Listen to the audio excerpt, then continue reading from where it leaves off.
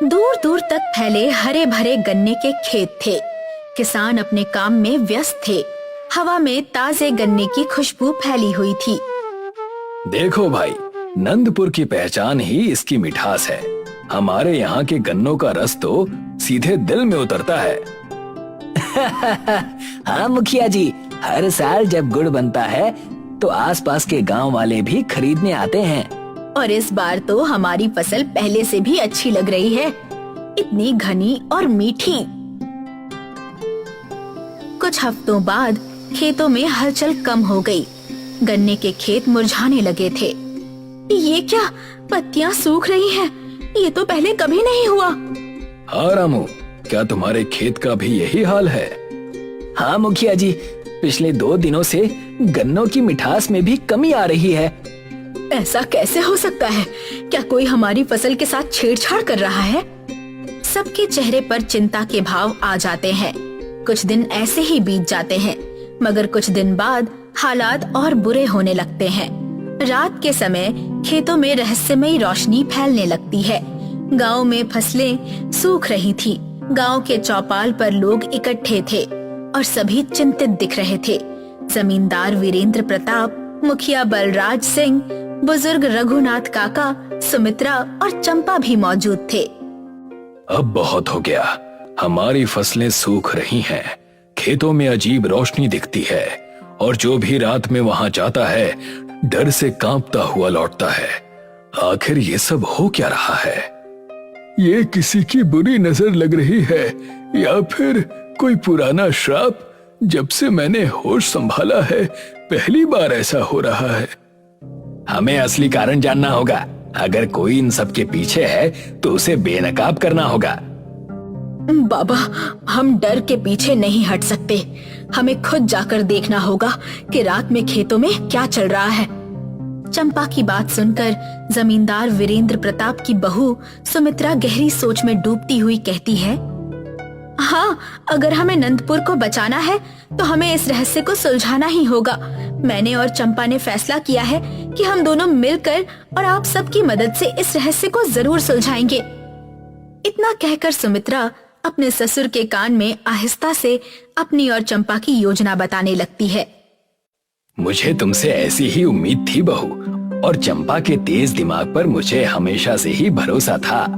मुझे विश्वास है कि तुम दोनों की मदद से जरूर इस रहस्य को सुलझाया जा सकता है, क्योंकि गांव में सबसे चतुर तुम दोनों ही हो। चंपा और सुमित्रा खेतों की ओर जाने की तैयारी कर रही हैं। चंपा, तुम सच में तैयार हो? अगर सच में कोई ताकत हमारे खेतों को बर्बाद कर रही है तो हमें बहुत सतर्क रहना होगा। डर से कुछ नहीं होगा सुमित्रा भाभी, चलो चलते हैं। ये रहस्यमयी रोशनी आखिर आती कहाँ से है? दोनों खेतों की ओर बढ़ती हैं। जहाँ हल्की रोशनी दिखाई देती है, अचानक हवा तेज हो जाती है और घास में हलचल होती है। ये हवा अचानक इतनी तेज कैसे हो गई? कुछ तो गड़बड़ है, हमें और अंदर जाकर देखना होगा। दोनों गन्ने के खेतों के अंदर जाती हैं और देखती हैं कि कुछ झाड़ियों के पीछे एक काली परछाई हिल रही थी। अचानक रोशनी गायब हो जाती है और सब कुछ शांत हो जाता है। अब क्या करें? हमें रामदास बाबा से बात करनी चाहिए, शायद उन्हें कुछ पता हो।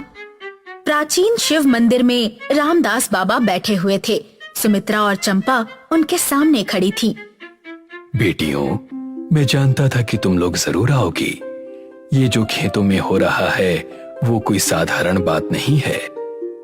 बाबा, आप सब कुछ पहले से जानते हैं? ये रहस्य बहुत पुराना है। मंदिर के तहखाने में एक संदूक है जिसे वर्षों से किसी ने नहीं छुआ। शायद तुम्हें इसका उत्तर उसी में मिलेगा। तो देर किस बात की, हमें तहखाने तक ले चलिए। मंदिर के नीचे एक अंधेरे तहखाने में एक लकड़ी का पुराना संदूक रखा हुआ था। चारों ओर धूल जमी हुई थी।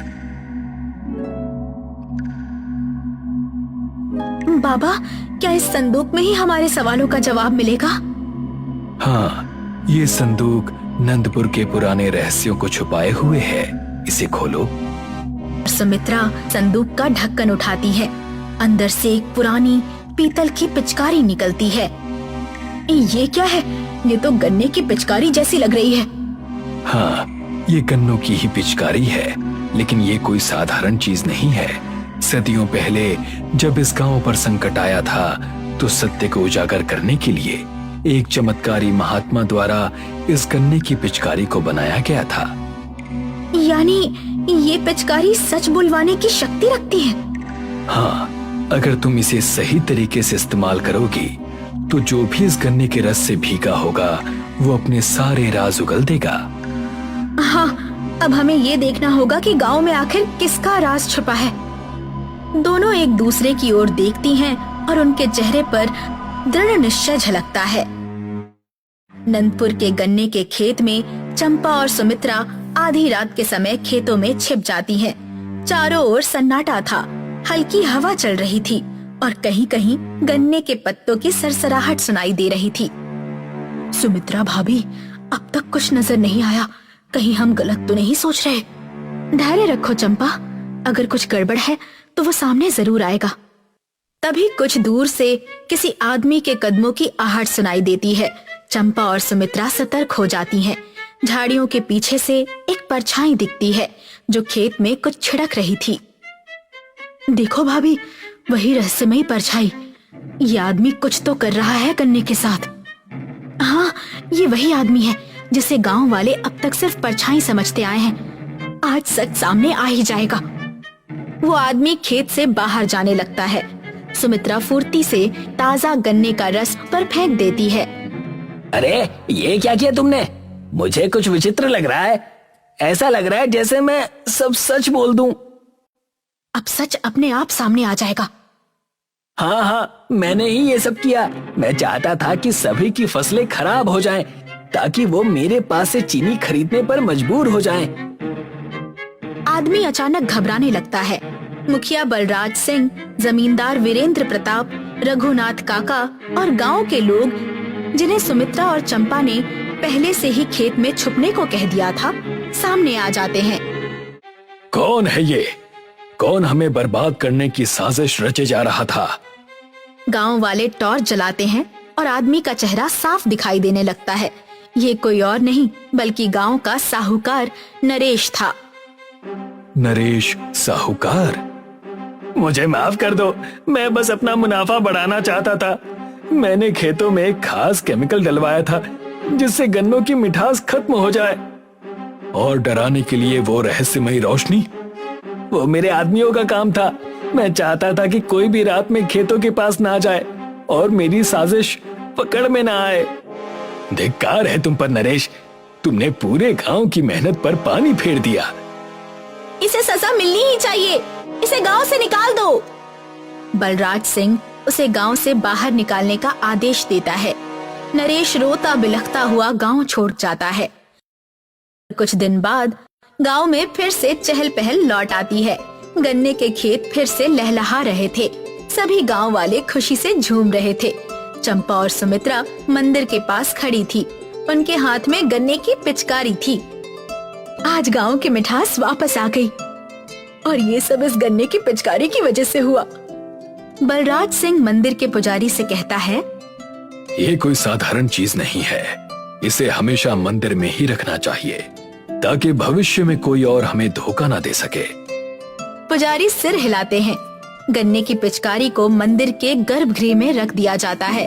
सभी गांव वाले हाथ जोड़कर मंदिर की ओर देखते हैं। आज नंदपुर ने एक नई सीख सीखी है। लालच कभी भी किसी का भला नहीं कर सकती और सच्चाई को कभी छिपाया नहीं जा सकता। सही समय आने पर सच खुद सामने आ जाता है। गांव में खुशियों का माहौल छा जाता है। बच्चे खेलते हैं, किसान खेतों में फिर से मेहनत करने लगते हैं। गांव की मिठास लौट आती है। हरिनगर गांव में शंभू नाम का एक अनूठा हरि भक्त रहता था। शंभू गांव का मुखिया और जमींदार भी था। इस बार भी वर्षा बहुत कम हुई है। इसका हल यही है कि हम एक बांध बनवा लें ताकि वर्षा का पानी हमें मिल सके। हाँ, और इसीलिए आज सुकेश को बुलाया है। अगर वो भी मदद करे तो हम इस काम को आगे बढ़ा सकते हैं। पर उनका आचरण देखकर लगता नहीं कि वो आपकी मदद करेंगे। सही कहती हो, उसे मनाना थोड़ा कठिन है, पर शायद इस बात के लिए वो मान जाए। वो कैसे? दिखावे में ही सही, पर अगर मैं पहल करूंगा तो गांव वालों की मदद के लिए वो भी आगे आएगा। हाँ, सही कह रहे हैं। अच्छा, अब मैं पंचायत के लिए निकलता हूँ, ठीक है? जी, जल्दी आइएगा। ये कहकर शंभू पंचायत की ओर बढ़ गया और गांव वाले भी वहां उपस्थित हो चुके थे। भाई शंभू, कुछ करो इस समस्या का। अगर ऐसा ही चलता रहा तो खेत बंजर हो जाएंगे। हाँ, मैं समझता हूँ कि समस्या बहुत जटिल है और इसीलिए मैं एक प्रस्ताव लेकर आया हूँ। कैसा प्रस्ताव? अब बारिश भी करवाओगे क्या? ऐसी स्थिति में ठिठोली करना लाभदायक होता है सुकेश। अब कम से कम इस विषय पर सही से विचार तो कर पाएंगे सब। ठिठोली तो मैं तुम्हारी कर रहा हूँ। क्या प्रस्ताव लाए हो? बारिश नहीं हो रही तो इसमें क्या किया जा सकता है? और खेतों में अगर खाद से दिक्कत हो रही है तो क्या करें? सुकेश, हम सब इस दुविधा का उपचार बस बारिश का इंतजार करके नहीं कर सकते। तो कैसे किया जाए शंभू? दो उपचार हैं इसके। पहला ये कि हमें बांध बनाना होगा ताकि बारिश जब हो तो उसका पानी हमारे पास जमा रहे। शंभू, बांध बनाने में कितने पैसे और लोगों की जरूरत होती है, जानते भी हो? फिर बढ़िया सवाल। जैसा कि कुंभ ने कहा कि एक बांध बनाने में पैसे और लोगों की जरूरत है, इसलिए हम कुछ छोटे बांध बनाएंगे अपने नदियों पर और पैसे मेरी तरफ से आएंगे। और जो पैसे कम पड़ रहे हैं तो उसके लिए अगर कोई श्रीमंत हो इस गांव में तो वो आगे आए। तुम अकेले श्रीमंत नहीं, मैं भी मदद करूंगा इस बार गांव की। आभार होगा तुम्हारा सुकेश। और दूसरा उपचार क्या है शंभू? केमिकल खाद के कारण खेतों की उपज कम हो रही है तो हम प्राकृतिक बनाएंगे। अच्छा, तो हमें अब खाद खरीदने की जरूरत नहीं पड़ेगी। अब से प्राकृतिक खाद तुम सबको मैं दूंगा। वाह शंभू, क्या खबर सुनाई है। होली आ रही है। इस साल उपज ज्यादा नहीं हुई है, ये बात मैं भी जानता हूँ, इसीलिए गुजिया और रंग मैं बांट दूंगा। लाख लाख शुक्र है इस बात का कि इस अभागे गांव में तुम जैसा सज्जन भी है, वरना पता नहीं क्या होता हमारा। इससे तुम्हें कोई दिक्कत तो नहीं है सुकेश? आखिर खाद की खरीदी लोग तुम्हारे पास से ही करते थे। नहीं नहीं, बस एक ही चीज थोड़ी बिकती है मेरी दुकान में, और तुम मुफ्त में बांट रहे हो सब चीजें गांव में, तो भला इसमें मैं कुछ कैसे कह सकता हूँ? तब ठीक है, तो सभा आज की यहीं खत्म होती है और सभी लोग होली की तैयारी कीजिए। कुंभ और सुकेश वहां से चले जाते हैं। सुकेश के चेहरे पर नाराजगी भांपने के बाद भोलू शंभू से कहता है, शंभू, ये सुकेश बोलकर तो बड़े प्यार से गया, पर जरा भी खुश नहीं लगता। वो अपने अभिमान में मेरी बातों में जो आ गया। कोई बात नहीं, इसी बहाने कुछ अच्छा होगा गांव के लिए। हाँ, ये तो मानना पड़ेगा शंभू कि इस नक चढ़े को तुम काफी बेहतरीन तरीके से संभाल लेते हो। ये तो सब प्रभु की माया है। सुकेश आज की सभा से नाखुश कुंभ से बात कर रहा था। भैया, जाने भी दीजिए ना, आखिर वो शंभू गांव का भला ही कर रहा है ना। अच्छा, बाहर तो मेरे साथ ठहाके लगाता है और यहाँ आकर अपने बड़े भाई को ज्ञान दे रहा है। चुप कर। माफ करना भैया। अपनी बातों में तो ऐसे खींचता है कि पूछो नहीं। उसकी वजह से अब खाद भी नहीं बिकेगी, और तो और होली के रंग मुफ्त में बांट रहा है वो अलग। हाँ भैया, इसका कुछ तो करना पड़ेगा। मतलब कि बांध बनने में तो हम कोई बाधा नहीं लाएंगे, लेकिन मेरे पास एक तरकीब है जिससे शंभू पर कोई कभी भरोसा नहीं करेगा। इस घटना के कुछ दिन बाद शंभू घर के बाहर एक बड़े टेबल पे खाद के पैकेट रखकर खड़ा था। अरे शंभू जी, बहुत बहुत धन्यवाद। हम गांव वाले आपका यह आभार कभी नहीं भूलेंगे। अरे भोलू, आभार कैसा? ये तो बस मेरे पास कुछ अधिक है तो मैं हर किसी में बांट दे रहा हूँ। तुम सब ये ना सोचो और इसे अपना ही समझकर लेकर जाओ। तुम धन्य हो शंभू। तभी वहाँ कुंभ और सुकेश भी आते हैं। अरे भाई वाह, खाद तो बड़ी ही जल्दी बना दी है तुमने। खाद तो मैं पिछले वर्षों से ही बना रहा था सुकेश। ऐसी स्थिति में शायद काम आ जाते, उसी अंदेशे में बनाए थे। अपने खेतों में भी इसी खाद का उपयोग करते हो क्या शंभू? हाँ, और इनसे पैदावार अच्छी होती है। ठीक है, गांव वालों ध्यान रहे, शंभू भाई का इस गांव पर बहुत बड़ा उपकार है, कोई भूलना मत। आखिर उसने सबको मुफ्त में खाद जो बांटी है, क्यों कुंभ? हाँ भैया, सही कह रहे हैं। तुम दोनों का मेरे प्रति बहुत प्रेम लगता है। अच्छा लगा मुझे कि तुम दोनों यहाँ आए। आओ और तुम भी खाद ले लो। अरे नहीं नहीं, हम ये खाद कैसे ले सकते हैं? आखिर हमारे पास वैसे ही इतनी खाद बची है दुकान की, हम उसे ही इस्तेमाल करेंगे। अगले दिन सुबह भोलू कुछ हड़बड़ाहट में शंभू के घर आया। अरे क्या बात हो गई भोलू? शंभू, अनर्थ हो गया। सबके खेतों में जो थोड़ी बहुत फसल भी लगी थी, रात भर में ही सूख गई। ये तुम क्या कह रहे हो? जल्दी चलो, सब खेतों के पास है। हाँ चलो। शंभू और भोलू खेतों के पास पहुंचते हैं और देखते हैं कि लोग वहां पहले से ही खड़े हैं। एक ओर काफी हरी भरी फसल थी और दूसरी ओर सूखी।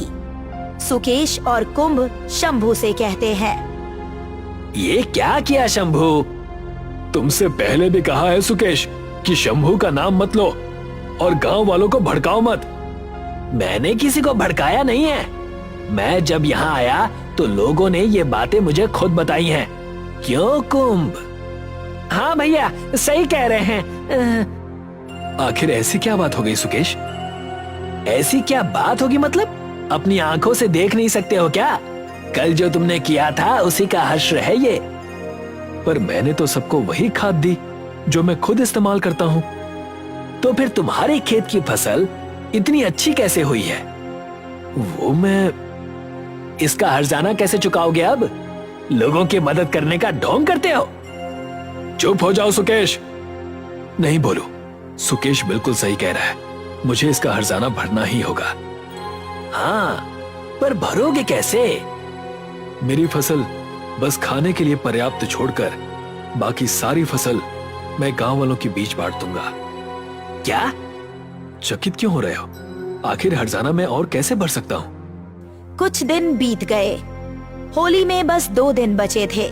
भोलू शंभू के घर आया था। तुम क्यों मुंह लटकाते हो भोलू? हर साल आप गांव के लिए कितना कुछ करते हैं। हमारी होली में भी, हमारे दुख में भी रंग और मिष्ठान देकर जाते हैं। तो आपके साथ ऐसा क्यों हो रहा है? दुख तो मुझे हो रहा है भोलू कि इस बार की होली बेरंग जा रही है और मैं कुछ नहीं कर पा रहा। सुकेश रंग 2 गुने दामों में बेच रहा है और मिष्ठान के पैसे नहीं है हमारे पास। सब हरि नारायण पर छोड़ दो, वही कोई मार्ग दिखाएंगे। शंभू, यदि भक्ति और प्रेम हो तो तुम्हारी तरह हर परिस्थिति में मुस्कुराते हो। यही तो सीख ली है मैंने मायाधर से। हाँ, इनका प्रेम देखकर तो कभी कभी मुझे भी भगवान से नाराजगी हो जाती है।